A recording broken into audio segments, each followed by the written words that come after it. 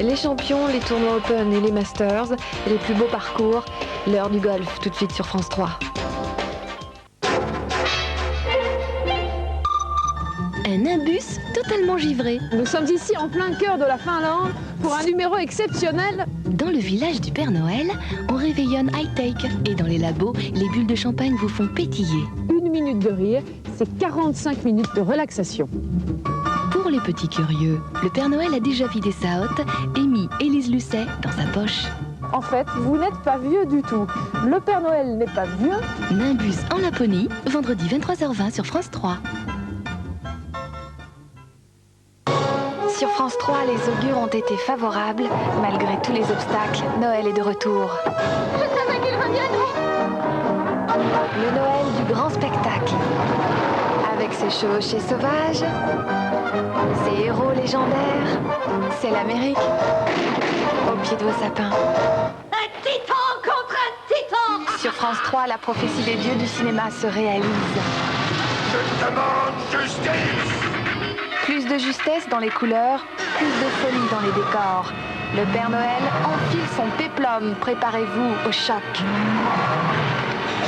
Sur France 3, en avant toute pour l'aventure. D'où elle sort, celle-là? Soyez la mère, la fille, la sœur, le frère de Superman. Je me fâche, sale gamine. Pendant les fêtes, étrenez les pouvoirs du cinéma-spectacle. Planez sur les ailes du rêve avec la plus experte des hôtesses. Le cinéma est en tenue de fête à Noël sur France 3. 3 grandes soirées mythologiques, un superbe cadeau dans vos petits souliers. La réunion de famille des amoureux d'images. 3 grands films pour croire encore au merveilleux. La conquête de l'Ouest, le choc des titans, Supergirl. Que votre volonté soit faite bientôt sur France 3.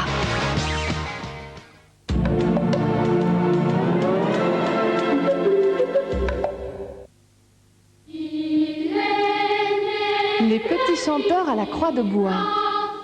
Retrouvez la magie de ces chœurs légendaires dans leur interprétation des grands classiques de Noël et du répertoire populaire.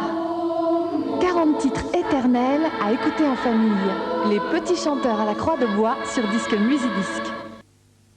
Employés, cadres, dirigeants, avant qu'il ne soit trop tard, vérifiez la santé de votre entreprise sur Minitel 3617 Vérif. RFM, la radio en or, présente Planète en or.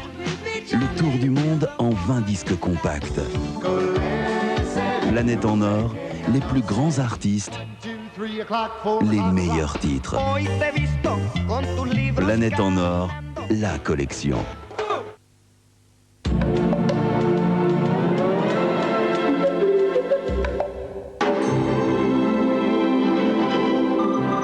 La naissance de l'aviation. Jouer sa vie au poker pour plaire aux dames, c'est le nouveau romantisme du XXe siècle.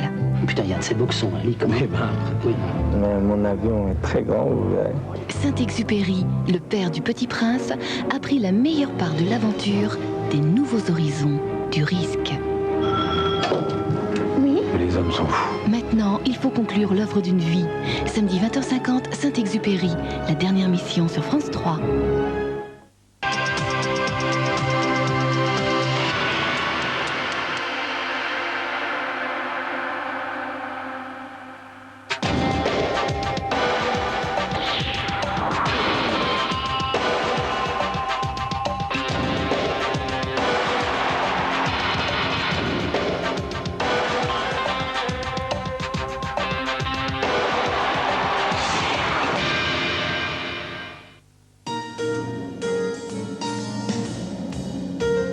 Vous vous souvenez peut-être de la sortie de bunker réussie par Severiano Ballesteros pour la reprise de notre émission. En voici une autre qui est l'œuvre de Paul Azinger, l'américain.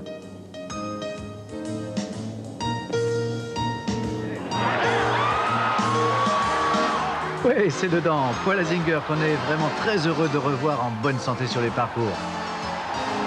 Et puis tenez, Hervé, vous venez de nous rejoindre. Eh bien, vous allez vous faire un plaisir de nous commenter ce coup. Mais écoutez, tout d'abord, il faut voir la situation. Le drapeau est très très court. Il y a donc une toute petite sortie. Il ne faut pas rester dans le bunker. Regardez la direction des hanches et où sa tête de club va. Elle va très à gauche avec une canne très ouverte. Une traversée de balle toute petite et la balle sort juste là de la pente pour rentrer dans le trou après.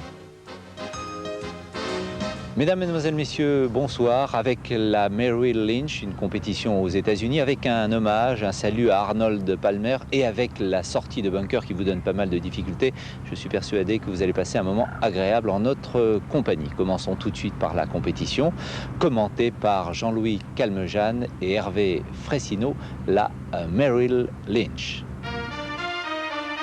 Bonsoir et bienvenue dans un endroit paradisiaque, une fois de plus.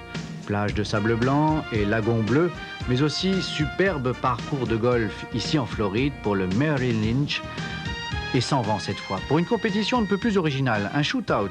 Ils sont un certain nombre de compétiteurs au départ sur 9 trous et à chaque trou, on élimine le plus mauvais. En cas d'égalité, on choisit un coup pour les départager, et c'est le cas pour Scott Hodge, ici sur le 5e trou, un par 4. Une petite approche, Hervé. Oui, on voit le corps était placé très à gauche. Il demande un swing assez lent, et ce qui permet à cette balle de tomber très lourdement et de ne pas faire trop de distance. Autour de Brett Ogle, donc le même coup, ce qui va nous permettre